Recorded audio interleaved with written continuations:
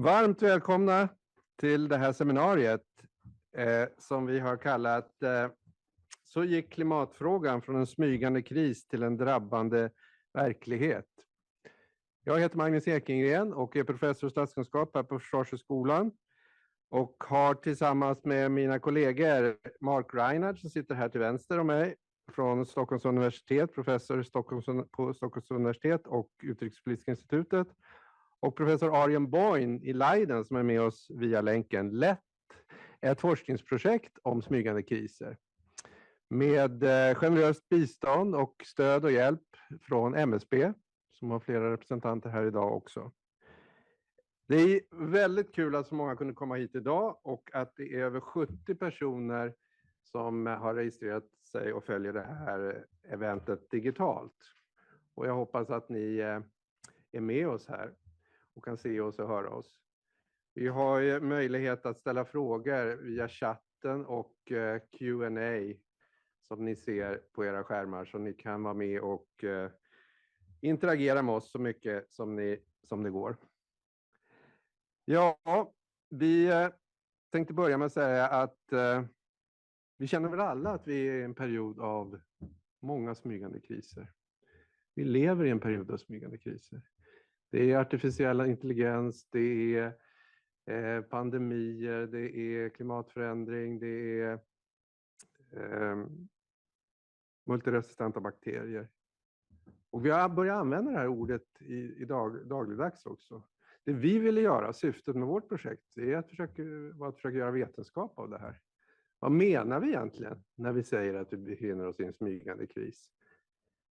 Vi vet mycket om kriserna, vi vet mycket om förloppen, vi har mycket kunskap och vi har mycket varningssignaler, men det händer inte så mycket. Tar vi rätt beslut? Tar beslutsfattarna tillräckliga beslut? Och det var det här vi ville gå på djupet med, definiera smygande kris, gå med på djupet på de olika smygande kriserna och se empiriskt, vad handlar det här om egentligen? Och ett syfte. Ett annat syfte med projektet var ju att presentera smygande kris som ett kompletterande begrepp till de begrepp vi redan känner. Många av er runt bordet och som tittar på det här sysslar med riskanalys, sårbarhetsanalys, hotbildsanalys. Vi försöker lägga till det här med smygande kris som ett nytt begrepp som vi tror har ett mervärde. Man kan bara tänka på, för att försöka förklara det snabbt i förhållande till andra begrepp, i förhållande till risk. Vad är skillnaden? Jo, risk, när vi presenterar en riskanalys för våra beslutsfattare så kan ju han eller hon ta chansen att inte göra någonting. Det behöver ju inte leda till akut kris. Man kan så att säga vila på hanen. Medan det vi säger med smygande kris är att det kommer att hända en stor akut samhällskris om ni inte gör något. Så på något sätt så blir det ju att sätta mer press på beslutsfattarna genom att börja använda det här begreppet. Peka på rörelsen och förändringen av de här smygande kriserna som då kan leda till akuta kriser. Utbrott som vi säger. Så det var väl syftet, och vi ska höra mer om det här. Mark ska berätta mer ingående vad som är en smygande kris, hur vi ser på det. Och Arjen ska ta vid och säga någonting vad vi kommer fram till. Hur kan man tänka kring hur vi ska stoppa de här smygande kriserna? För det är ju faktiskt rätt så akut att göra det. Det är många av de här kriserna som är rent existentiella för oss. Så att det ska vi försöka ha en debatt om här och presentera våra rön och det vi har kommit fram till under det här projektet. Den andra delen är ju av det här seminariet är ju att försöka tillämpa det här begreppet i praktiken, på kommunernas klimatanpassning. Hur kan det hjälpa oss att förstå kommunernas dilemman när de sätter igång och genomför sin klimatanpassning? Vad är det som har fått kommunerna att sätta igång med klimatanpassningen? Är det som vi har sett i vissa rapporter, ni vet Svenska miljöinstitutet gör vartannat år en ranking av de kommuner som har kommit längst i klimatanpassningen. Och vi har faktiskt några representanter från de toppkommunerna här, så att vi ska återkomma till dem. Och där har man tittat på hur långt man har kommit. Men det finns också indikatorer på i de här rapporterna. Jag tror till och med vi har en av medförfattarna med oss här idag. Hanna Matske Ekholm, så det är varmt välkommen till de här rapporterna. Men det finns andra indikatorer som är lite mer oroväckande. Det är att kommunerna inte handlar förrän de har varit med om en stor samhällskris, en stor översvämning, en stor storm. Och det är ju väldigt oroväckande, inte minst för oss forskare. Då spelar det ju ingen roll vad vi presenterar och vilken fakta som kommer fram. Man måste först vara med om det innan man gör någonting. Och då är frågan till våra kommunrepresentanter här idag. Vad var det som fick er att sätta igång det? Men det kommer vi till i panelen. Jag kan bara först säga vilka vi har med oss.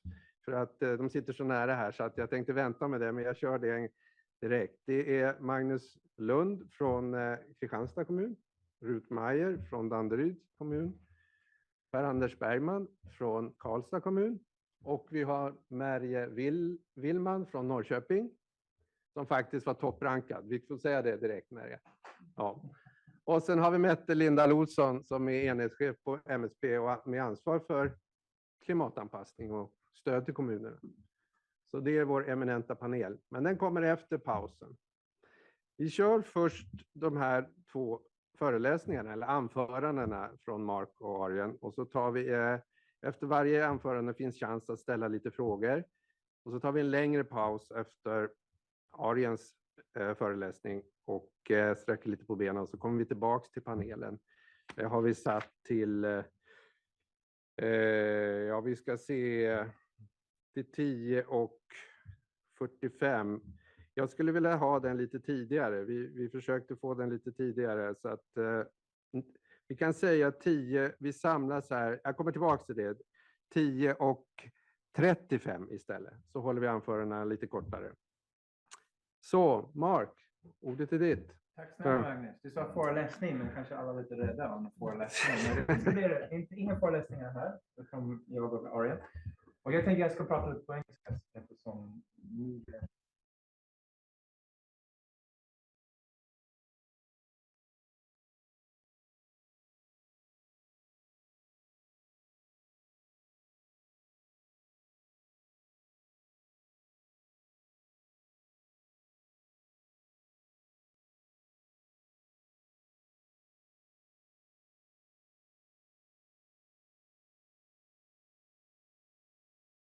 I was just saying, it's a pleasure to be here, but pleasure seems like the wrong word to use, considering the enormity of the challenges that face us today, especially when it comes to climate change.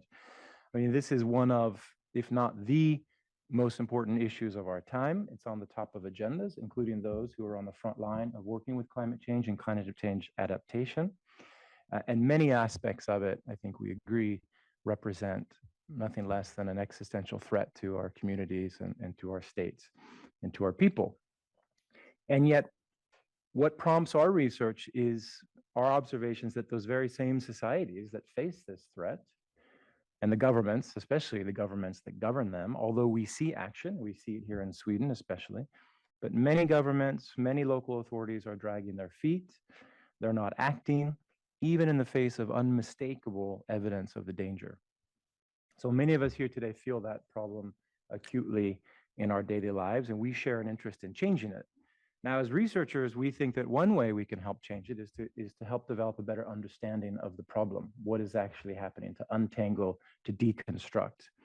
And we believe that what's happening with climate change today is important, it is essential, as I say, it's even existential, but unfortunately and sadly, it's only one kind of crisis that increasingly affects us here in Sweden and in Europe and around the world.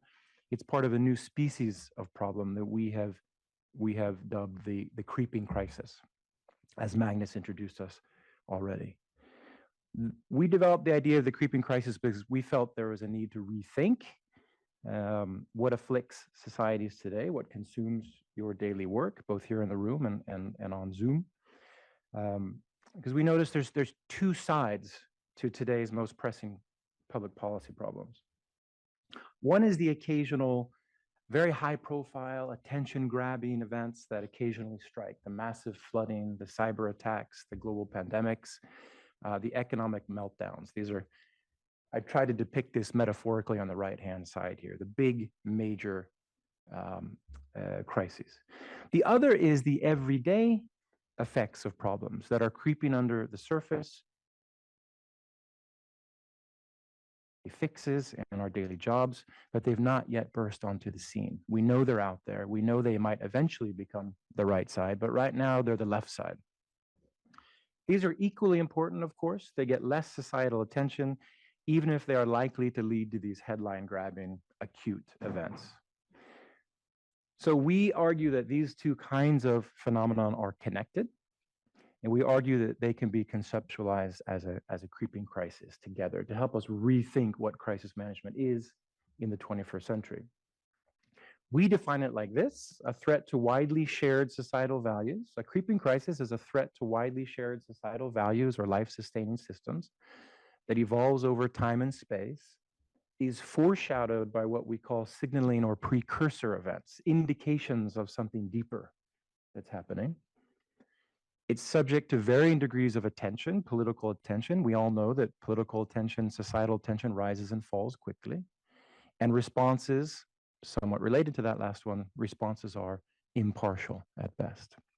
They don't end up fixing the problem, certainly not the underlying problem.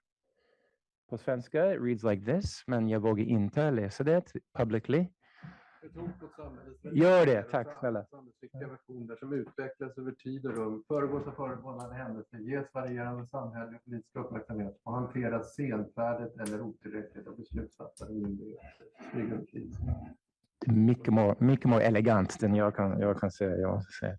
So the creeping crisis approach then encompasses the deeply seated problems bubbling under the surface of our societies, as well as the occasional acute crises that burst onto the scene. And it forces us, in fact, to think more comprehensively about how we work, how we organize our governance, and what we're doing to protect our citizens and our communities and our societies. So if we deconstruct it for just a moment, if you'll allow me, there's four essential elements. There's the interacting factors that are driving threats under the surface, which are incubating the threats. We discussed at a recent workshop that people like that term, to incubate these problems under the surface that are not quite popping up yet, and they can quietly accelerate over time. They might actually, it's in principle, it's possible that they decelerate over time, but for the most part, we're worried about the ones that we know are growing. These occasional events, as I mentioned, foreshadow something more problematic, even worse problems. They indicate the presence of something going wrong, if not revealing it in its entirety.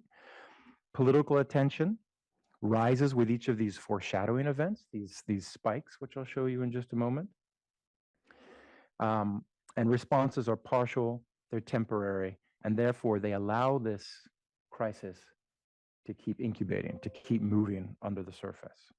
This is a bit of a picture of the anatomy slide, as we call it, looking at, on the left side, you have the interacting conditions, social, political, technical systems which interact with each other to generate a threat in the first place and propel it forward. Over time, you see these spikes that come up, which indicate something deeper at play. But that threat, which is deeper, is constantly with us. Now, I wish I could say climate change was the only creeping crisis.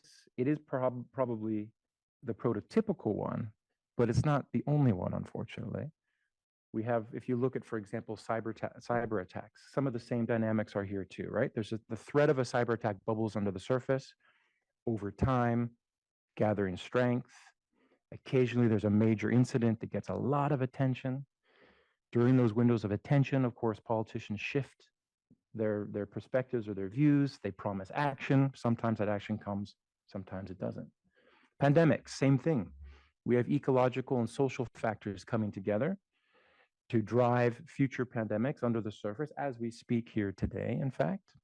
As COVID showed, they occasionally rear their ugly head in society in very major and disastrous ways. We get attention on the issue, as we did in COVID. It might have taken a bit of time, as we wrote about, but in fact, eventually, politicians and key societal actors devote their attention to this question. But as we see with COVID right now, we're doing very little to prepare and to prevent the next one from happening.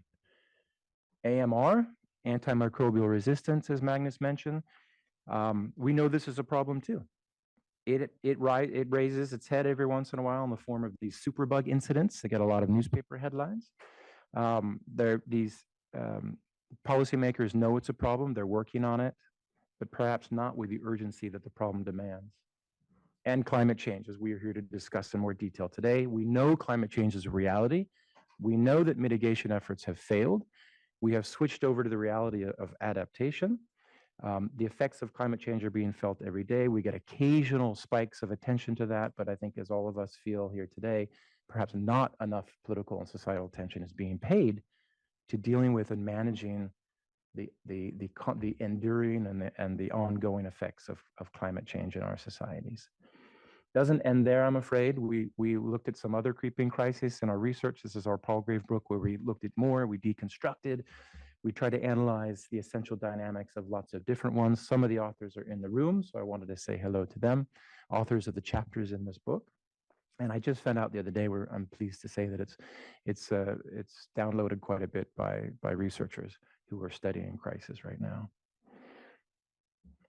So here are some perhaps discussion points which come out of the creeping crisis argument. One is that creeping crises differ from traditional crises. Traditional crises are surprises. They are threats to societal values. They hit us quickly. We have to act with urgency. Often there are times there's a lot of uncertainty. The irony with creeping crises is we know they exist. We know there's something bubbling under the surface. We know we have to act. The question, of course, which we want to get to today is, do we have the right tools and governance mechanisms to actually deal with them? We found in a lot of our research that it's often the international community, it's interest groups which bring these issues to the attention of policymakers that try to raise awareness on these, thought leaders and such. Sometimes it works, sometimes it doesn't.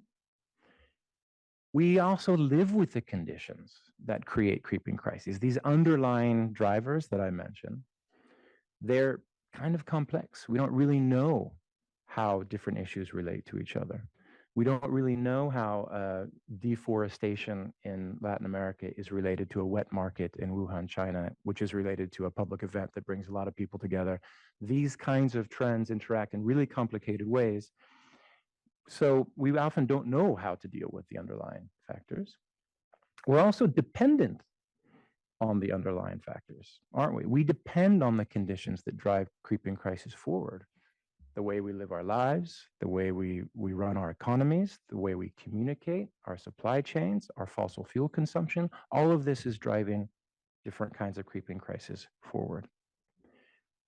And we know in advance that we have to do something, but we don't act. We act partially, we act insufficiently. We kind of know that politicians tend to act only when the house is on fire rather than when there is a flame that could have been quickly extinguished.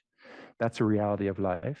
We also know that some of the responses to these precursor events, these spikes, can sometimes do even more damage to the underlying problem and cause it to propel even quicker.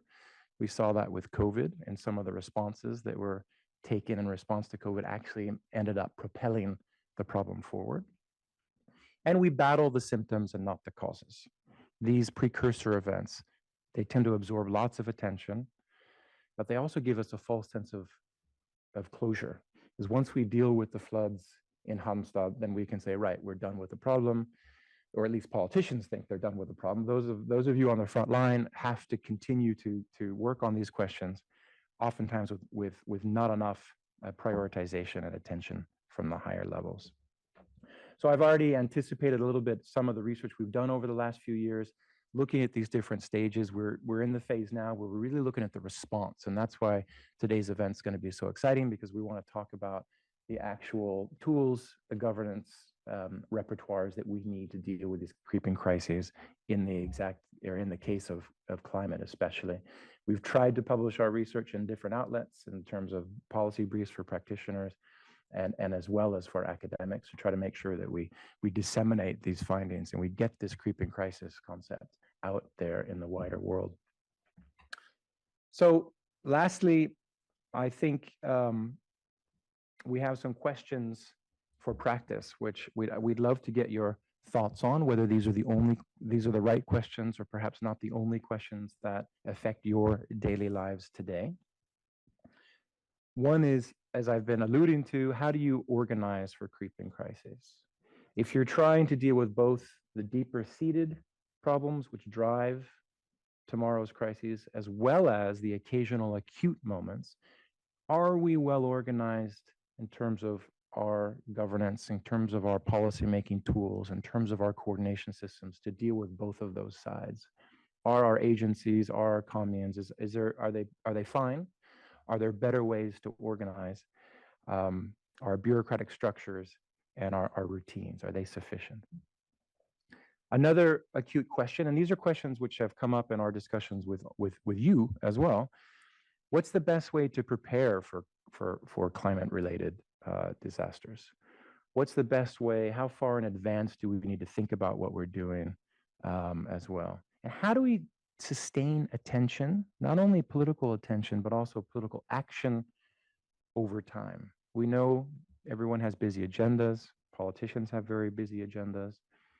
People have short attention spans, as we discovered in our research, and as Arjen will bring up in just a moment. I think, there's not always a lot of incentives to really throw all your resources and time to fixing these problems. There might be some disincentives, in fact, to completely addressing creeping crises, especially when we talk about the dependencies, the fact that we rely on some of these underlying systems to power our daily lives, but they're the same systems that in fact are generating creeping crises today. So these are three questions which I hope will open up for discussion. På svenska eller på engelska, your choice. Are these the right questions? Are they the wrong questions? Are there questions we're missing? Have we got completely wrong here? Some of these questions, but I think we all know and we all want to do a little bit better. So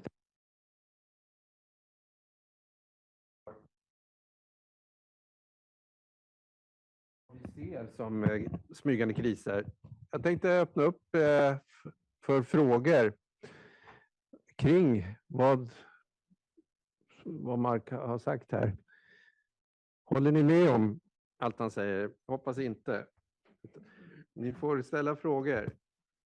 Hur ser ni på smygande kriser? De här frågorna på slutet också. Är vi organiserade för att ta hand om smygande kriser? Har vi våra förvaltningar riggade för smygande kriser? Eller är de riggade för det gamla normalläge? Det är väl det, tycker jag, som är intressant. Att vi kanske har en krishanteringsorganisation som har att kämpa med en förvaltning som egentligen ska ta hand om normalläge. Men ordet är fritt. Per-Anders, varsågod. Jag tar det på svenska. Japp. Men jag tror jag saknar den krypande kris. I alla fall som kommunal företrädare. Jag jobbar som förvaltningschef på en teknisk förvaltning. Och en av de stora krypande kriserna vi har är bristande underhåll. Alltså vi har inte underhåll på våra anläggningar. Vi har inte pengar för att underhålla våra anläggningar. Och då tänker jag på den bilden som var där med vattenläckan som var liten, som sen blev någonting annat. Jag tror att det är en sån sak som konkurrerar om våra politikers uppmärksamhet. Och som vi måste hantera. För det driver kostnader för oss att inte göra det. Mycket av den infrastrukturen vi har är byggd. Den har kommit till sin tekniska livslängds slut. Och där står vi. Så att det finns, klimatet är en del, men vi i kommunerna måste hantera många fler saker. Vi måste kunna prioritera mellan de här och det är svårt. Hur kan man öka uppmärksamheten kring det? Jag tror att man har uppmärksamheten i stor del. Man måste komma ihåg att våra politiker sitter i en valsituation där man vill välja mellan, eller man behöver välja mellan att lägga medel på att ta hand om de här sakerna. Eller kanske renovera en förskola där man har mögel, eller bygga en ny förskola i en kommun som växer. Eller i små kommuner som krymper, hur hanterar man ett minskande skatteunderlag? Då är inte det här topp på varenda. Så det är svårt, det är jättesvårt. Ja. Hej. Ja. Jag heter Fredrik Håks. Jag är nu på Arbetsmiljöverket. Jobbar bland annat med de här frågorna. Jag har varit på Folkhälsomyndigheten, jobbat med de här frågorna. Och jag har varit miljö- och hälsoskyddsinspektör och jobbat med förskolor och mögel. Och man kan ju se det som en hälsofråga det här också, och det gör vi. Nu när det gäller arbetsmiljö, tidigare på Folkhälsomyndigheten, är det folkhälsa vi pratar om. Och när man jobbar enligt miljöbalken så är det barnens väl och ve. Och jag vet inte hur många gånger som jag har ställt krav och sen kommer politiken in och säger nej men vi har inte råd. Man underhåller inte, och det är en otrolig skuld vad gäller skolor, förskolor och allting sånt. Det finns inte pengar. Barn får astmaallergi eller kan inte tillgodogöra sig information och överhuvudtaget far illa för livet kanske. Och det är politikerna som kanske är okunniga, kortsiktiga, vill bli omvalda. Jag vet inte, men och det här är överallt på varenda, liksom på alla plan känns det som. Tågen, vad händer? Ja, det är en krypande kris även där. Ja, ska vi komma fram. Men just när det gäller arbetsmiljön som jag håller på med nu så ser vi ju jättemycket precis på samma sätt. Det handlar om underhåll, det handlar om kortsiktighet, det handlar om pengar hela tiden. Och välja rätt. Sen kommer liksom staten in, kommunen in och ställer krav och det blir ett himla bråk. Och sen finns det parter, arbetsmarknadens parter som är oerhört högljudda och starka och allting handlar om pengar. Ofta blir det status quo, det händer liksom ingenting. Det är så mycket liksom olika beroenden, olika skyttegravar skulle jag vilja säga. Får jag följa upp en fråga där som vi har forskat lite eller tittat lite på det här med föreställningsförmåga. För att problemet med en smygande kris är ju att du inte ser den akuta krisen ännu. Nej. Och då gäller det ju, en nyckelfaktor är att kunna föreställa sig. Ja. Hur kan det se ut? Vad kan det bli av det här? Hur skulle man kunna jobba med det på ett annat sätt? Att politikerna också, vi som allmänhet ser att gör vi det inte idag, då får vi det här. Antingen kan vi skrämmas. Man säger men nu finns inget avlopp. Nu kommer det spruta upp avfall genom toaletten. Eller vi har ingen vatten. Eller vi har allting sådär. Och vi har ju ett avloppssystem, vattenledningssystem som är 100 år gammalt som behöver bytas ut. Och det kostar ju hur mycket miljarder som helst. Men man måste ju börja någon gång. Jag jobbade som miljö- och hälsoskyddsinspektör i södra Roslagen miljö- och hälsoskydd där bland annat Danderyd var med. Och det var ju hela tiden sådana här frågor där. I det lilla liksom. Sen finns ju i det stora i det lilla. Det är liksom på något sätt om man ser att allting är bra så blir det snart ett land som är på dekis. Och vi börjar närma oss det. Men du tror på smygande krisbegreppet som ett sätt? Ja, definitivt. Det var just därför jag var med här. För jag tyckte det var så himla bra att tänka. Och att vi liksom inte gör ett smart. Vi ser det. Men ändå så är det så kortsiktigt. Nej, men det är för dyrt att göra något nu. Ja, men det blir dubbelt så dyrt imorgon. Vi har väl funnit det när vi har tittat på de här kriserna som har sina rötter utanför Sveriges gränser. Att Sverige har ju en tendens att säga att det händer inte här. Va? De kommer inte hit. Pandemin kommer inte hit. De här... Nej, precis. Och det är ju också ett sätt att ta sig an. Vad sitter proppen? Är det vår föreställningsförmåga eller måste man ha varit med om krisen innan man kan föreställa sig? Det är väl en sån här kärnfråga som vi har brottats med. Precis. Jag ska bara en sak till. Jag kan koppla till Karlstad där MSB. Jag har en sommarställe ute på en ö utanför Karlstad. För 20 år sedan var det en enorm översvämning i Vänern. Det liksom, helt plötsligt så var vårt dass upp till magen i vatten. Man kunde ro över ön. Det var totalt. Och det hade man liksom inte kunnat föreställa sig. Om man håller fortfarande på nu och pratar om att gräva en kanal från Vänern ut till Uddevalla tror jag det är, för att kunna avlasta liksom. För att inte översvämma Göteborg om man måste släppa ut mer vatten. Det kommer mer och mer nederbörd. Det kommer, alltså det här var väl en 100-års översvämning tror jag, men de kommer tätare och tätare och tätare. Och ändå gör man ingenting. Man har inte satt spaden i jorden trots att det var 20 år sedan. Ja, men det är jättebra fråga, jättebra inlägg. Magnus, fortsätta. Ja, jag fortsätter lite. Magnus Lund, hållbarhetschef i Kristianstad kommun. Jag tror att en del av utmaningen är att det är så stora och komplexa problem. De är så breda och sammansatta och drabbar så himla brett. Och det kräver mer av oss. Nu pratar jag ju utifrån ett kommunsperspektiv då. Men vi är ju någonstans vana vid våra stuprör. Det är ju så vi jobbar generellt. Vi försöker utveckla de här liksom tvärsektoriella arbetssätten och så vidare. Men det är en utmaning för hur vi vanligtvis jobbar. Och ja, men det innefattar ju också hur vi samverkar med olika aktörer. Och jag tror att det är något som vi behöver bli bättre för att liksom kunna ta oss an de här stora och komplicerade problemen på olika sätt. Och där någonstans måste vi ju träda ur vår comfort zone. Liksom. Vi måste dela på ansvaret, vi måste dela på rådigheten. Och nu börjar det bli känsligt här av olika anledningar. Hur gör vi det? Och jag tänker att vi måste börja prata om det på olika sätt. Men det du tar upp, Magnus, att jobba med kollegor och partners, det har ju vi tänkt kring också, att det här med den svenska föreställningsförmågan att jobba mer internationellt, att se, det har ju hänt. De här smygande kriserna har ju exploderat i andra länder. Varför inte då ha mer kontakter och se, för då får man kan ju hjälpa ens föreställningsförmåga. Det kan ju hända här också.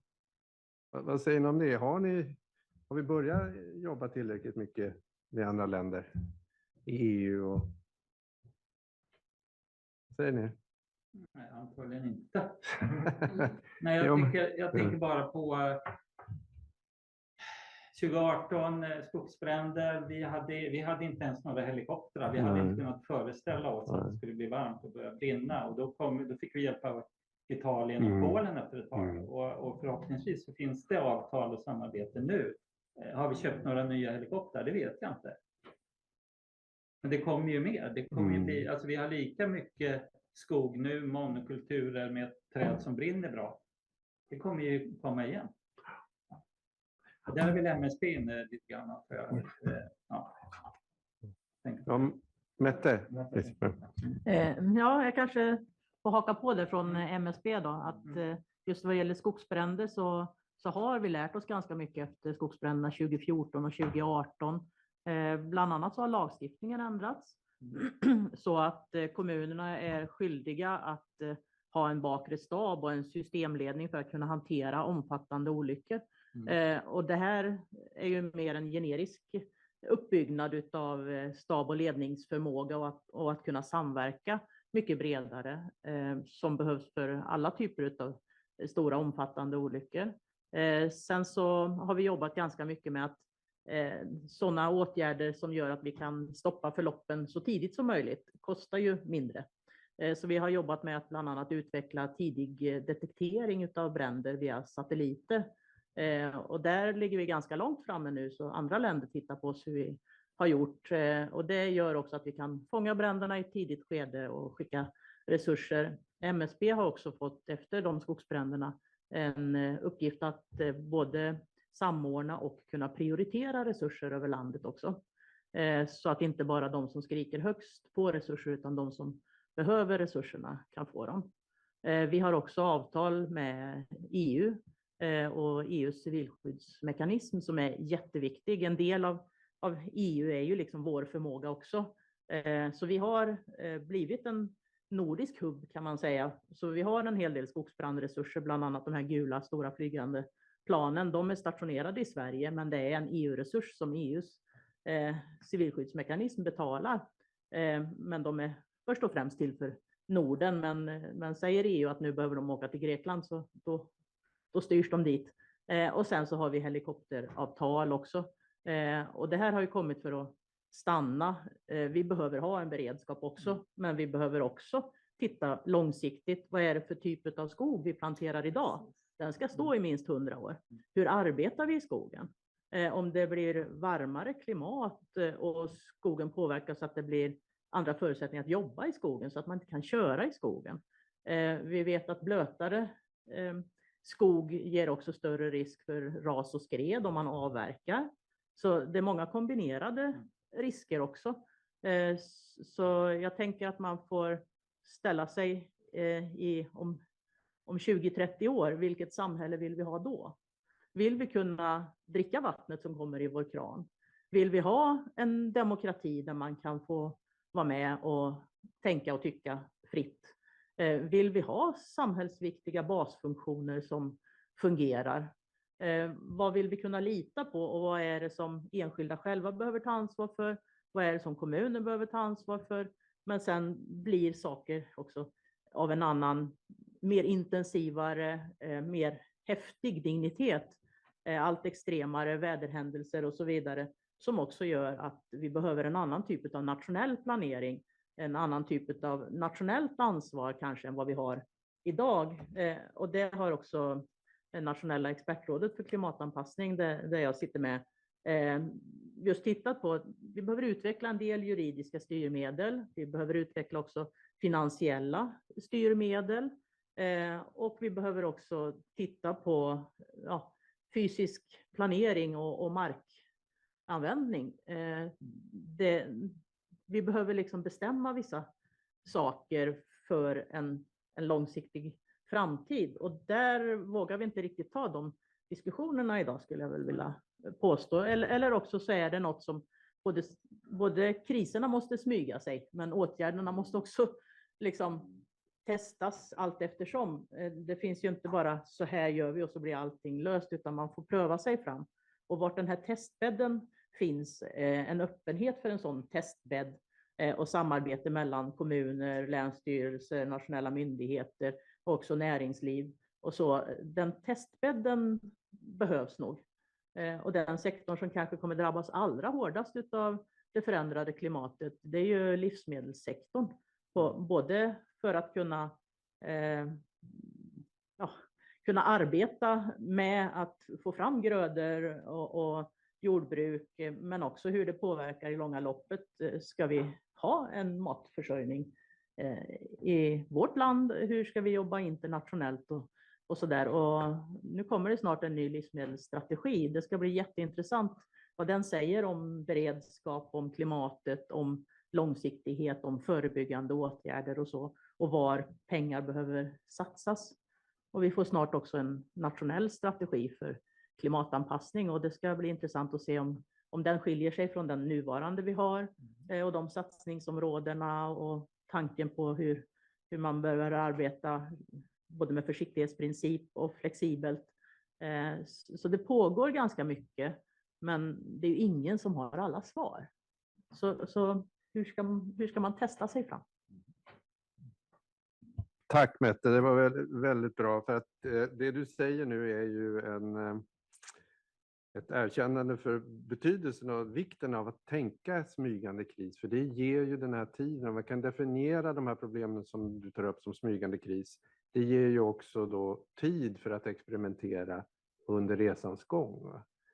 Och att du var inne på att smygande kris kanske behöver smygande stegrande åtgärder. Va? Att man möter det på det sättet. Att man får det här utrymmet för att experimentera och testa.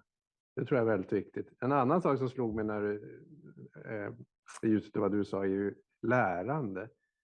Det är så viktigt, det här begreppet, och sätter ju fingret på lärande också. Om vi får, som vi säger, varningssignaler och förebådande händelser. Var 2014 en händelse, skogsbränderna i Västmanland, en förebådade värre bränder. Att vi verkligen tar hand om de här händelserna som en del av en smygandekris, att vi lär, att vi rustar för nästa. Det är väl att smygande kris försöker ju föra in det här längre perspektivet, och du ger bra exempel på hur man kan tänka då praktiskt konkret kring åtgärder. Mark, du hade ju någonting. Ja. Superintressant. Just to bring in something that one of our interviewees, we spoke with a beredskapssamordnare up north, and I think he put it really well, actually, when we were talking about creeping crises. One was, because I think all these comments speak to the complexity, the challenges and such of creeping crises. And he mentioned, he said, one way we think about the traditional crisis management cycle is kind of prevention and preparation and response and recovery. He says in an era of creeping crisis, and I think some of the comments here speak to this, that has to be extended way upstream in terms of urban planning and development and infrastructure development. I mean, all of these kinds of activities that we haven't traditionally associated with crisis management are now crisis management in an era of creeping crisis. This doesn't make it easier to solve, Meta. It just presents the challenge. And then there was another person we spoke to who said, you remember back in the 80s when the big drive was to get local authorities and communer and governments all over the world to not think about crisis management as something that was done in one office in a back corner. It was something that was done much more across an organization on a daily basis. He said that narrative now has to be supercharged even more, because with an era of creeping crisis, this is not only everyone's daily job. I mean, it truly is things that requires work and attention and focus for lots of different people in local administrations on a daily basis. So we've kind of moved from that narrative he thinks has to come back again and say, look, don't put your crisis management people over in a corner, but actually make sure they are diffused throughout an agency. We've succeeded in that, I think, to a great extent in Sweden. But with creeping crisis, it has to go even further. When we speak about the governance of crisis, of creeping crises, everyone has some role to play in all of this, as I think our last three speakers pointed out. And he thinks this narrative has to be revived and pushed out even further. Jag tror att många, eller våra kommunrepresentanter kommer att tala om det här, just att det blev mainstream.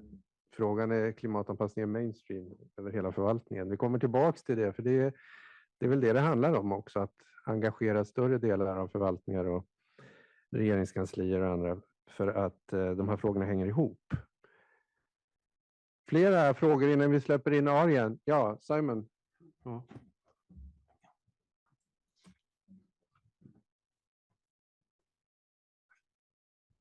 Thank you. Sorry.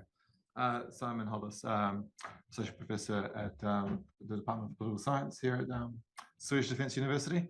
I'll try and see if I can put my thoughts into words here. But I was thinking about this. I mean, just the concept of creeping crises. It's also a little bit like a sneaking crisis, and I think part of our job is to try to expose that sneakiness, expose what is the underlying, those underlying issues, right? So I was just wondering how much you've looked into crisis communication, or rethinking crisis communication. So I'm glad, Mark, you brought up this idea of narratives. So I think that's really, really important to think very, very strategically about the type of narratives that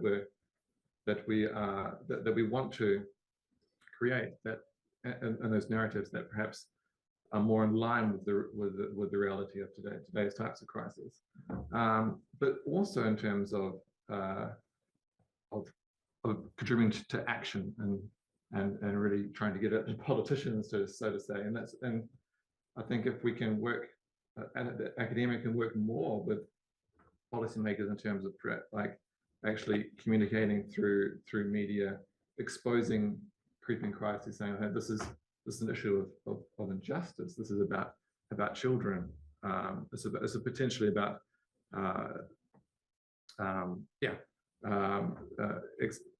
about existential questions. So really engaging with emotions and the heart in order to be able to really invoke that type of change that I think we want. So it's just more of an open question in terms of the broad understanding of crisis communication, how we maybe should be rethinking that in light of creeping crisis.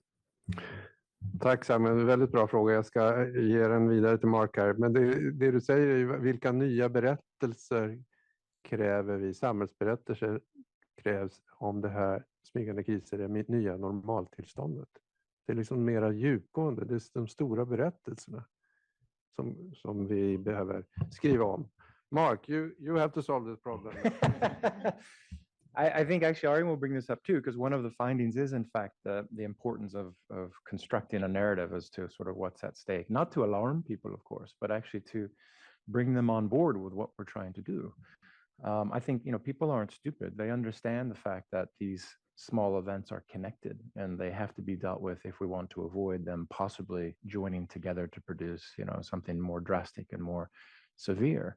So I think you're 100% correct that working on the crisis communication aspects of this is important, not from a traditional crisis communication angle, but in terms of, I think, some of the work you've also been involved in is how do you construct in a narrative that captures that helps to make sense and make meaning, as the crisis researchers talk about, for a public which can understand this stuff, maybe not too often. You can't get in the trap of crying wolf, where we're constantly talking about dangers and risks and everything else, because then people become kind of inured, or they stop listening after a while. But in fact, creeping crisis is not always a story, although we've emphasized that a bit today, about kind of existential problems. It's also a story about taking care of cleaning up the house, if you will, so the house doesn't burn down. And I think that kind of narrative will appeal to people to understand that we have to devote resources to some of these questions. We have to devote political attention to some of these resources. And we have examples where that has actually worked in the past, where the public has understood what's at stake, and they have supported political efforts to get at and under a problem, and to fix it once and for all.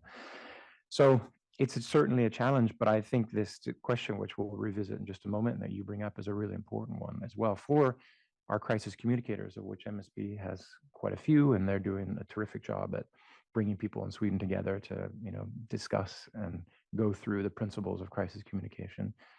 Do we have to revise that curriculum a little bit in an era of creeping crisis? It's a terrific question. Okej, tack så mycket. Jag tror vi måste släppa in Arjen Boin här från Leiden, som ska svara på frågan How can we stop creeping crisis? So please, Arjen, the floor is yours.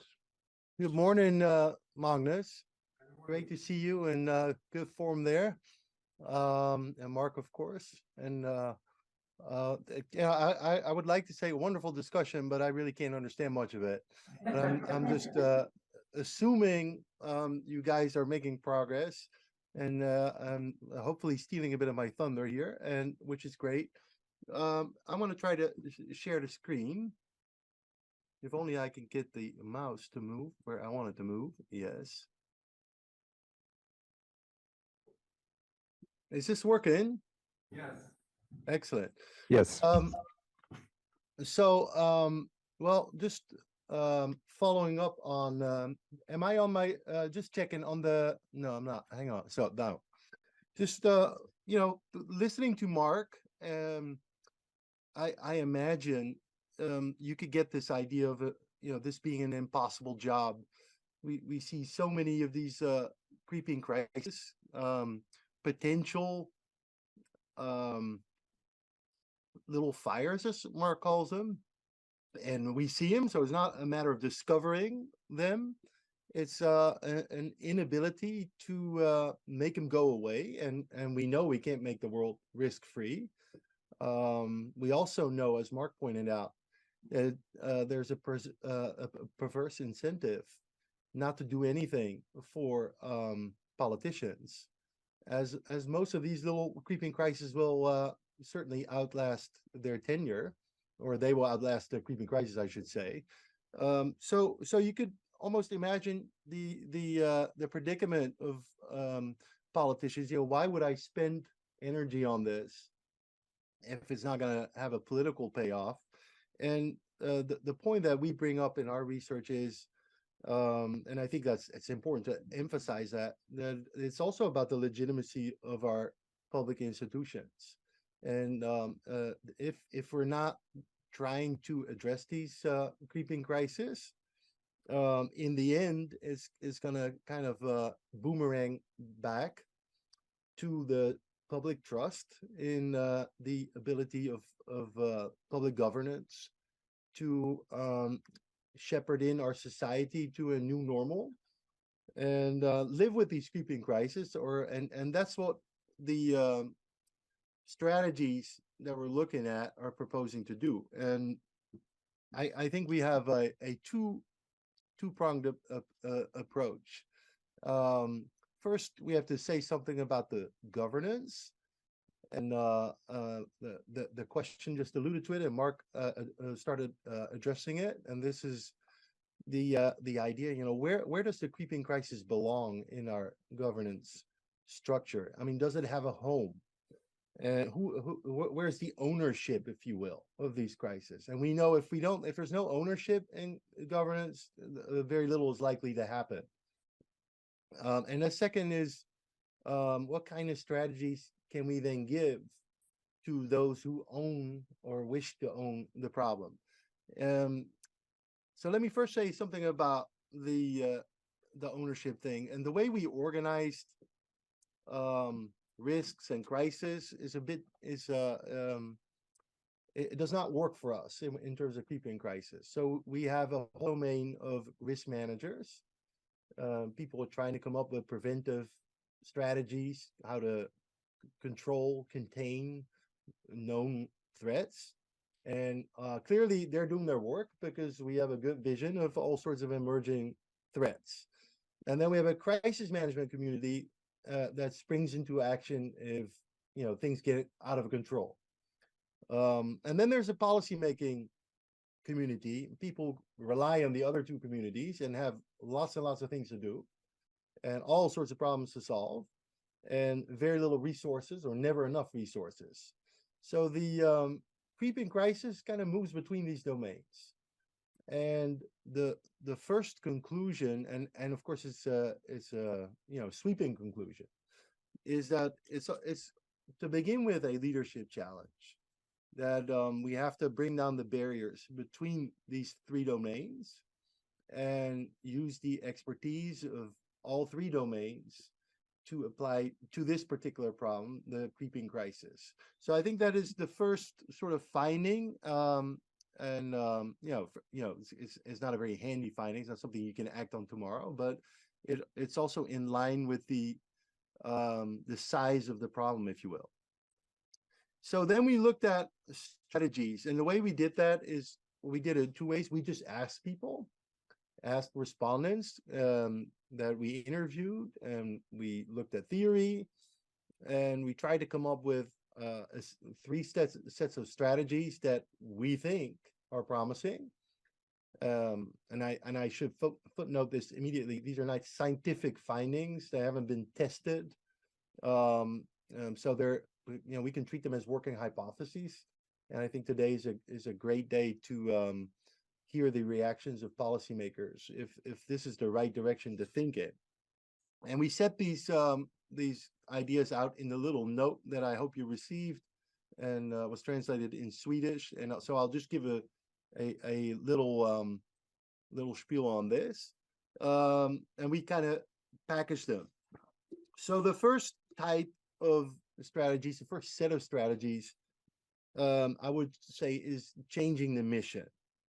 And this is not viewing separate little events that need to be managed away or need to be controlled as your usual risk, like a fire risk or something like this river may flood, but start looking at this as a signal or an indicator of a misalignment between the way we want to live, the way we have lived, and a changing environment that somehow does not allow that anymore. So these creeping crises are indicators that something is adrift. And that also means that the only way to deal with that is not try to look at the problem itself, but look at, how do we want to live? And Mark raised that point. It's a huge point. And the only way of doing that, of course, is by adapting. And adaptation then becomes a strategy in itself. And I think the climate people are ahead of us. For most of the other creeping crises that we looked at, adaptation is usually not a strategy. So here we can probably learn from the folks who are moving in this domain. And it really means that we have to shift the discourse and start talking about the sources of the problem, that the dependency argument, as Mark raised it. We've become dependent on a way of living, which makes it very hard to adapt. And that means that we need to formulate adaptation strategies as if, any sort of strategy, create a path have a hopeful vision with examples, but also deconstructing the paradigm that gave rise to the problem. So it's not just sketching a way forward, but it's also signaling like the old way, and especially the underlying values. And I always point out the efficiency value, which has become so dominant in Western societies over, it's the 1980s. And that efficiency value, everything, measuring everything in money, cost benefit analysis, that way of thinking, it really stands in the way of even trying to think about these existential crisis, the creeping crisis. So that's the first set. So this is the, it's quite abstract.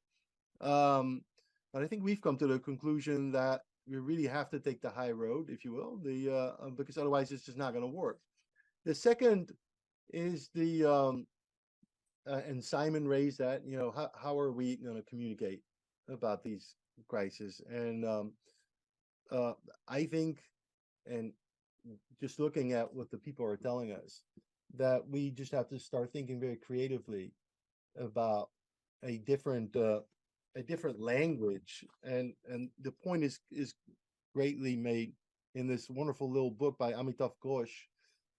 It's called The Great Derangement, is the title of the book. And his novelist points out that we are lacking a language to sketch the futures that may arise if we leave these creeping crises unattended.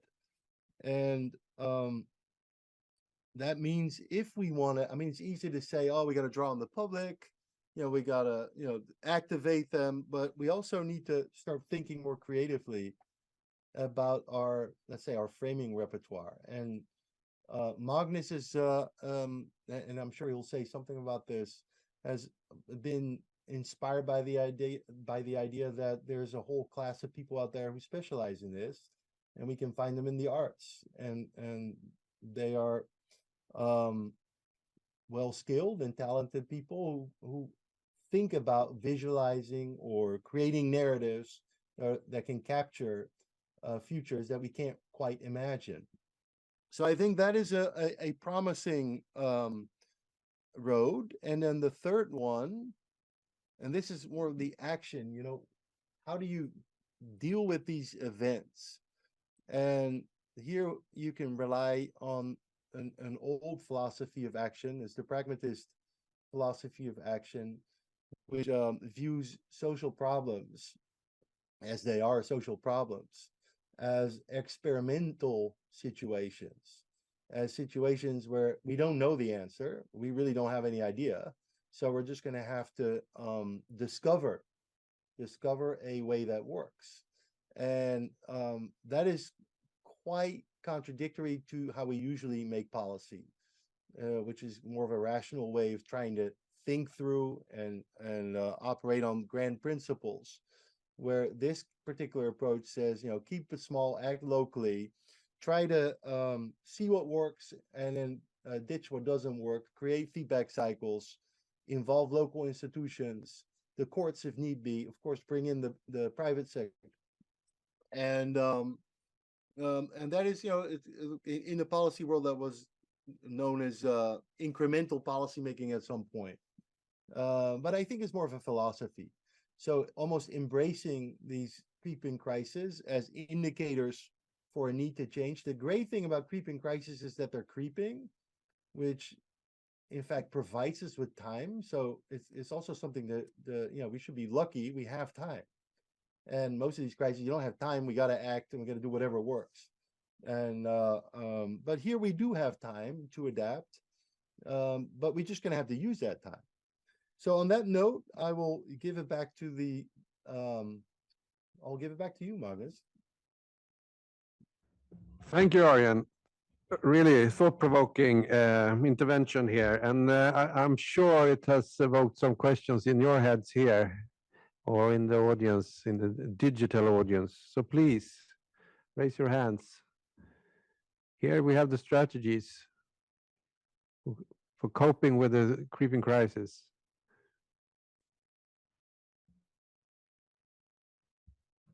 Questions? Yes, Magnus, please.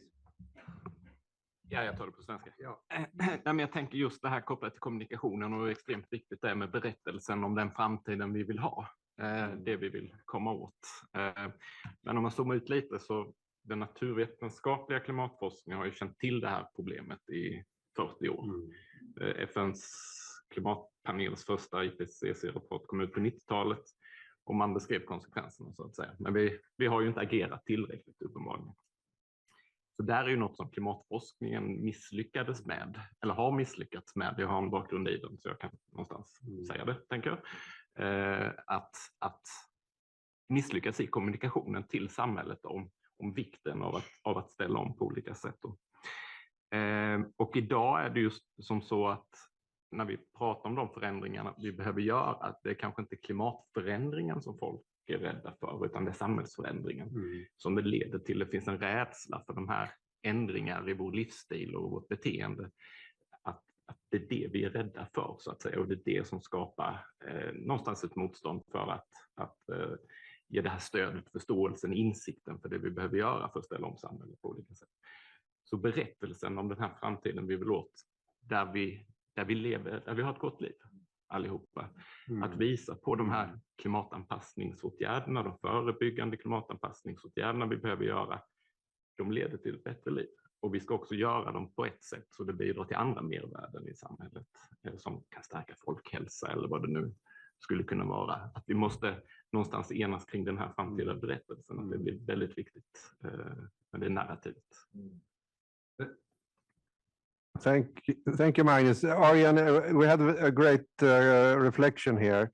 It's a self-critical reflection that scientists have produced facts about, for example, climate change for, I would say, 100 years, global warming, and just handed it over to the policymakers and said, we have the facts, just do what you need to do, without considering that we need to do more, maybe, as scientists, as researchers, to help produce or to help to promote the stories for the policymakers so they can tell positive stories about the futures also, not only doomsday stories.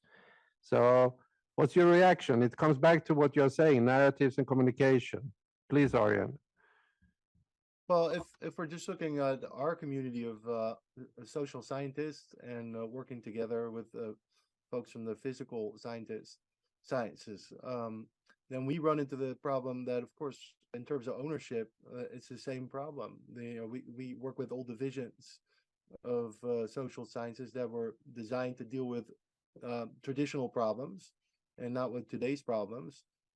So, of course, we have to start thinking much more interdisciplinary as well.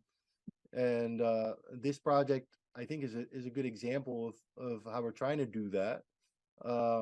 But I see, for instance, I'm in the Department of Political Science, and we really, they're not so interested in crisis unless they're political crisis. And so, yes, there is a problem that the scientists are not so interested to invent that new language that we were just talking about. So, maybe we're partially to blame here for not getting that message across. And but fortunately, in the room, there's a whole young generation of scholars there. So, Marcus, so let's be hopeful. I mean, I think it's a great suggestion. I mean, we have seen also the artists trying to gestalta or give images of creeping crisis. Like we had, I often give the examples of to my students of, I think it was Bigert and Bergström who tried to cover the top of Kebnekaise with a big plastic or presenning to show this is the way we can protect it, to strengthen our imagination capacity. But where are we going to find these stories, these narratives? Berättelsen, vem ska berätta? Vem ska berätta de här berättelserna? Om det krävs ju, det Mette inne på, det krävs ju fundamentala förändringar på hur vi ser på skog och framtiden för en rad olika samhällssektorer. Var finns de här berättelserna? Det var inte så lätt fråga att svara på, men ja. Veronica. Yes, Yeah. I would absolutely not have the right away answer, of course, but I wonder how much we can learn from things in the past that went well. I mean, if we look at the PFCs, for example, how effective we were in actually removing them completely within a very, very short time. There should be things in the past that we can learn from. What was the key? What were the keys of success there? I'm not sure. Simon, do you know? Yes. Ozone layer is coming back. It's growing again. So we managed. Maybe we somehow were able to show with like pictures how bad it would be or so. Like, hey, you see this hole? Yeah. Maybe that's. Or maybe wasn't it because you could, as an individual, relate to it. For me, I have this English pink color, really dangerous thing to go in the sun. I could relate to it as an individual, and that's why I became afraid and engaged. And maybe I was just thinking out of the box now. I mean, you have to relate to these stories to the person, your personal situation, not by scaring you, but by telling there is a threat, but there is also a good story. Yeah, and doesn't it work like that for everyone that has experienced the flooding or that has experienced the fire? Or then you become more careful and you start thinking, preparing for the next crisis. But then it's already too late. Yeah, the problem with these threats are they are so acute crisis is going to be so big, so we can't sit and wait. That's maybe one of the findings of the smygande kris, that other crises you can have crisis learning, and you can organize yourself for crisis learning, but here kind of too costly to have crisis learning. If we think about climate change, I mean, last year was at COP27 in Egypt, and the US was there with a pavilion, and they mentioned, I don't remember exactly the numbers, but they said like for every dollar you spend on preventing or adapting for climate change, preventing climate change, you save so many hundreds or thousands, I don't know. Of course, politicians only think 4 years ahead. I think that's a problem in general. But if you ask kommunrepresentanterna, vad är det för nya berättelser som ni har, som ni ser ute på lokal nivå? Ja, Rut. Nej, men jag tänkte framförallt säga det lite senare när vi ska prata om, men jag kan ta det redan nu. För en av de framgångsfaktorerna som vi hade när vi började med klimatanpassningsarbetet var att vi deltog i ett forskningsprojekt där man tittade på framtidsbilder av ett klimatanpassat Danderyd. Och det var otroligt spännande, både för att vi alla som var med och fick lära sig vad klimatförändringarna skulle innebära för just Danderyd, hur det skulle kunna se ut där, och hur vi skulle då kunna göra, vilka åtgärder som skulle göra att det skulle bli ett Danderyds kommun som faktiskt kunde hantera klimatförändringarna. Och just backcasting, att sen då titta på vilka åtgärder krävdes och hur skulle vi komma dit. Det tycker jag är ett otroligt bra koncept för att ge förståelse i organisationen.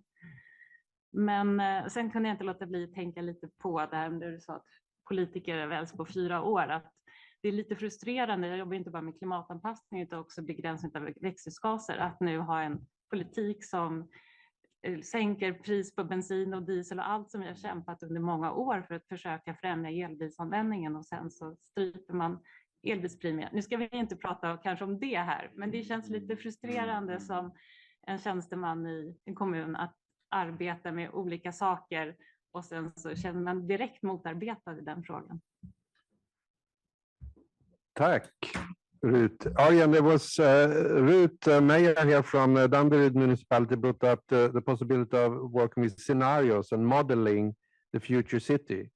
What will happen if we have more climate change, and what do we need to do to make it tangible, to make it more imaginable for people? So that's something you have been writing about also. I mean, to scan the future horizon and try to make scenarios. So please come in if you want. We have another question here. Alina.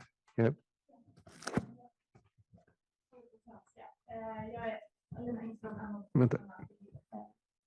Ett av kapitlen i boken.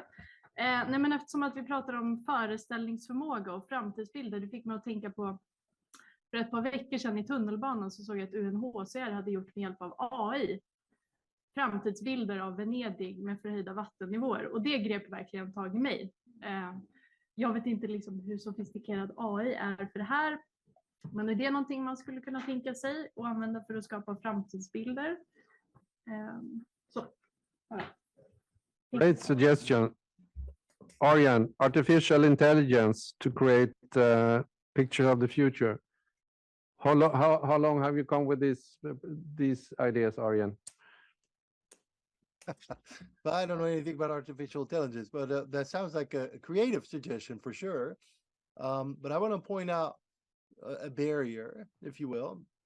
So we're talking about attention, political attention, and societal attention. That's what we want to generate. And we know from a lot of research that it's just very hard to shift attention to new problems. And if you think back to the COVID crisis, which was for some time a creeping crisis, we would actually we had real visions of overflowing hospitals in China, in Italy, and still there was a sense, and let me just speak for Holland, I have no idea how it was in Sweden, but there still was a sense, oh, that's happening there, it's not going to happen here. Quite amazing almost. So there's a real discrepancy between our ability to rationally analyze something and to arrive at a sort of collective sense of danger. And now we have to do that for the crisis that hasn't even occurred yet. So that makes it even harder.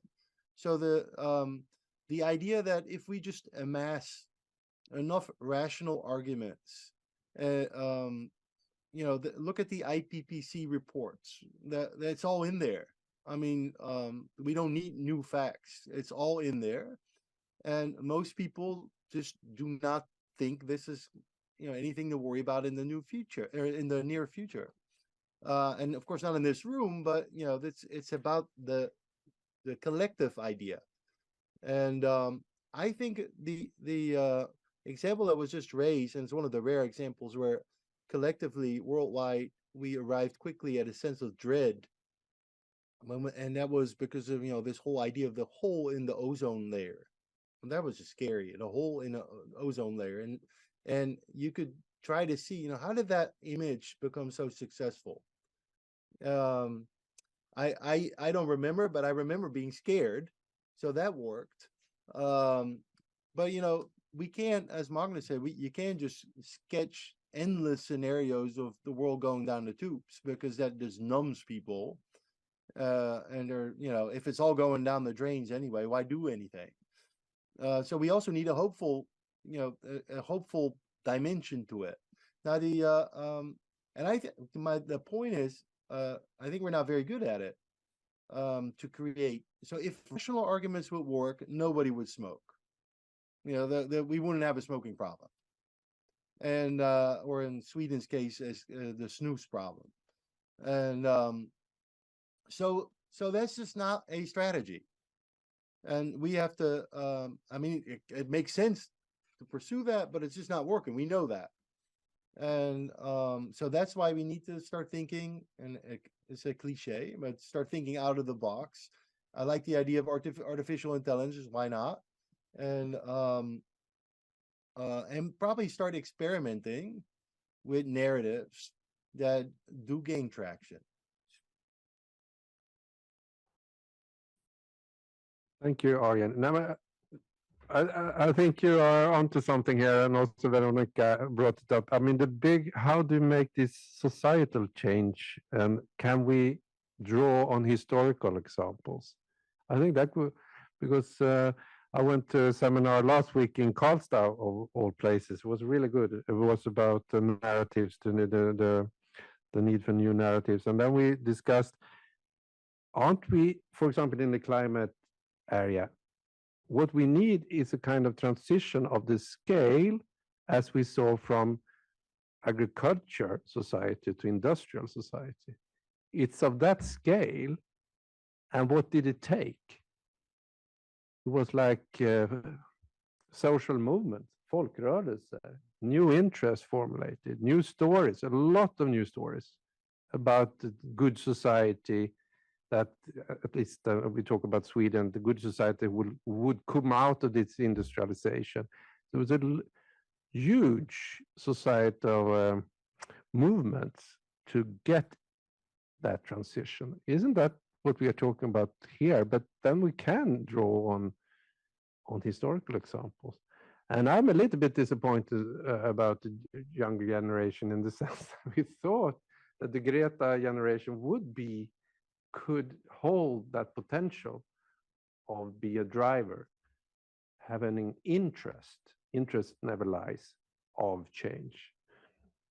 But what happened with that? I don't know. We will see it come back, or because I'm afraid that there must be an interest here of change, in change, that we have to localize and to see how can it gather bigger groups of people behind. That's what was my take from this. More people. Some questions to Arjen. Mette? Yeah. Ja, jag tänker på några saker. Bland annat så brukar MSBs generaldirektör Charlotte Petri-Gonitska säga att kris eller tillstånd av störningar, det är det nya normala. Det kommer alltid vara någonting som påverkar oss. Och frågan är hur vi tacklar det tillsammans. För det är inte en som kan lösa det här, utan det är olika kombinationer och sådär. Det är en sak som vi behöver förhålla oss till och anpassa samhället så. Sen så tänker jag på vad är det som fungerar och hur får man saker att fungera. En rapport som har gjort stort intryck på mig, det är en som heter Living with Risks. Den är från 2004 och var lite bakgrunden till Hyogo Framework for Action och sedermera Sendai-ramverket om katastrofriskreducering. Och inom FN så tänker man ju worldwide, och en sak som man ofta lyfter där i de här sammanhangen är att många utav megacities som vi har världen över ligger ju kustnära, och med höjda havsnivåer så kommer vi få se stora saker hända med de här kustnära städerna som vi inte kommer ha råd att hantera. Och då är det inte bara det landet som inte kommer ha råd att hantera det, utan det kommer ge efterverkningar. Jag menar, ta New York eller ta liksom någon av de här, det är inte bara i våra underutvecklade länder, utan det är faktiskt, det kommer bli på riktigt. Vi vet inte när, vi vet inte hur. Och så jämför vi det med Japan, där man i Tokyo vet att man lever med risken för jordbävningar. Man vet inte när, man vet inte hur hårt det kommer slå. Men vad gör vi åt det? Räkna med att 40-50 000 personer kommer behöva sätta livet till. Väntar vi bara då, eller ska vi göra någonting? Och då har man avsatt massor med pengar för att retrofitta eller anpassa byggnader. Om man har börjat med offentliga byggnader, sjukhus, skolor och så vidare, och anpassa dem så att de bättre ska stå emot jordbävningar. Och det här är ett program som man har liksom satt upp över 50 år, att vi måste börja nu. Det är för sent att inte börja nu. Och så avsätter man en del av budgeten årligen för att systematiskt då försöka höja motståndskraften. Och att få sådana beslut till stånd, det undrar jag hur vi skulle kunna få på andra håll och kanter, att liksom så långsiktigt avsätta en viss del för att faktiskt systematiskt bygga bort vår underhållsskuld. När vi underhåller, när vi investerar, också bygga in en annan typ av robusthet och resiliens. Det kommer vi ändå behöva göra nu för den återupptagna totalförsvarsplaneringen och vårt civila samhälle. Det är ju grunden också för att kunna motstå om det skulle bli krig. Och då måste ju vi ha en tillräcklig robusthet och resiliens. Och så vi har jättemycket att lära av Ukraina också. Och vi har mycket att lära av andra länder som ändå har fått till stånd det där att det finns en vilja att investera långsiktigt för en säkrare framtid. Arjen, just short translation here. Mette from MSB had a very good point here that the creeping crisis is the new normal. We just have to live with it. We have to adapt to it, and that's you are into this idea also in your suggestions that we can't avoid crisis. We can't avoid the creeping crisis. We have to adapt. What does it mean? I mean, are we maybe the victims ourselves that the social scientist tries to fix this, to do away? Do we have to, it's a completely new way of looking at it. We have to live with it. What does it mean for research and the stories and how we deal with this? Mette brought up the example of in Japan, they are reconstructing the houses to be adapted to a future earthquake, and they have gathered the funding for that. So maybe we can learn to adaptation processes across the globe. So Arjen, your reaction? Well, I think this ties into a movement we've seen over the past, let's say, 20 years, where resilience has become not just a buzzword, but increasingly a strategy. Even though I think most people probably won't agree yet what resilience is, what it exactly means. But resilience is a form of living with, rather than trying to organize it away or trying to build a wall around it and suggesting that we can contain it.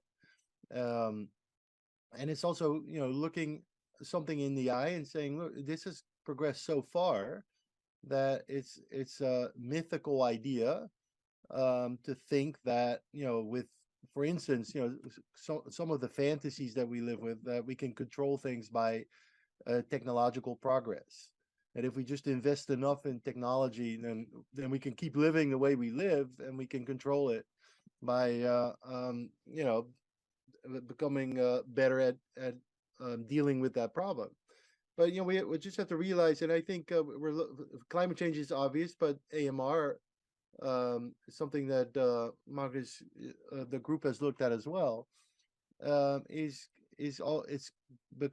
gone so far that you really have to think, can we really resolve that? I mean, can we put that back into the box? And if not, then really your only option is to live with it and embrace it, which sounds really awkward, but and then we come back to adaptation, and then that means if the risk is not going away, we're going to have to do something in the way we live.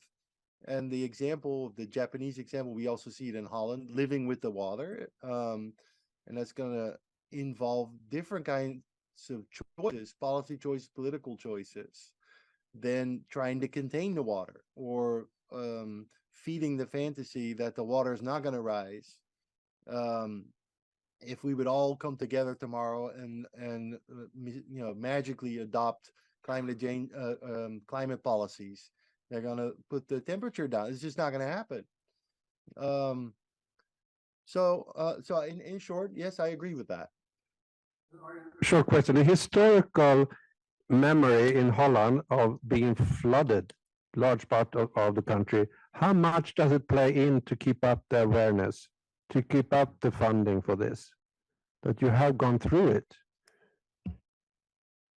I'm afraid most people do not have an active memory of that. In fact, if anything, there's the fantasy that in Holland we control the water, and it's just I don't think the Dutch are really prepared for this at all. Maybe because of the past crisis and the way we dealt with that particular crisis, that can also give you a sense of, hey, we can deal with this. We've done it before. So that might be a dangerous narrative.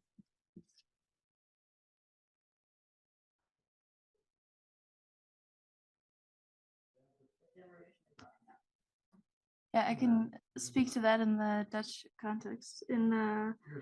Since the floods, Dutch water management has been very. We have our own layer of government for the water management. The budget for the Delta program is the only part of the government budget that is never disputed. So we've got a lot of money there. But that's like Arjen says, very much the prevention side, keeping the water away. That's not the problem. At this point, though, the extent to which we're actually very good at that has started to get in our own way. So we're very good at pumping water out. So now our country is sinking. And we're very good at keeping areas dry. So we've built in areas that are very dangerous. And we've now reached the point where we can no longer really keep the water at bay very long. So the more fundamental conversations that are going to start happening is, where are we going to have to remove buildings, move away, etc. We're not ready for those conversations at all. But Charlotte, is there any lessons we can draw from the Dutch? I think there's a lot of technological lessons for sure in the containment. I think also in how to, if we're talking about how to stop creeping crisis, and how you can really put it into the governmental structure that it's in Dutch we say geborgd, but it's really insured. There's people on it, there's money for it. So the technological, but the other side of things, so almost the more fundamental questions of living with the water, where do we have to leave at a certain point? I think the Dutch are going to start looking at other countries for those questions. So we're going to get a different role in these discussions.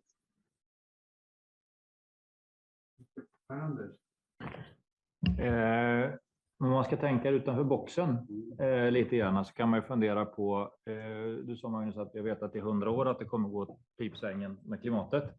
Behöver vi veta mer? Vad skulle hända om man istället för att ta fram nästa IPCC-rapport istället gav det vi har till författare, filmmakare, kulturpersonligheter och sa att ni har den här budgeten. Berätta för världen vad det är som kommer hända. För vi är bra på olika saker. Kulturpersonligheter, Arjen var inne på det, kan göra berättelser. Du träffade Leif Strindebom förra veckan. Fantastisk person att berätta saker och ting. Forskare är bra på att forska, men de är inte jättebra på att skriva berättelser. Vad skulle hända då? Väldigt bra. Jag tror vi avslutar med det här ordet. Det får inte bli science fiction, det är ju det. Så att det är en hårfin balans där. Som tar tag i dig känslomässigt men inte skrämmer så att du blir paralyserad. Men det kan ju en konstnär på ett bättre sätt än Mark Reiner och Magnus Ekengren som skriver rätt tråkigt på det sättet. Mer faktabaserat. Ja, Mette. SMHI har ju tagit fram lite framtidsscenarier och har också ett spel om framtidsbilder, och det är helt öppet och finns på klimatanpassning.se. Det är just att få igång. Jag tänkte berätta lite om det, för vi har gjort det där i flera omgångar. Ja, men perfekt. Perfekt. Jättebra. Ja. Det är ypperligt tillfälle att avsluta och ta lite kaffe, för nu ska vi vända oss mot de positiva exemplen. Våra kommunrepresentanter, kommuner som har kommit längst i klimatanpassningen, de har väldigt mycket nu tips och råd och strategier att ge som vi ska få höra om efter kaffet.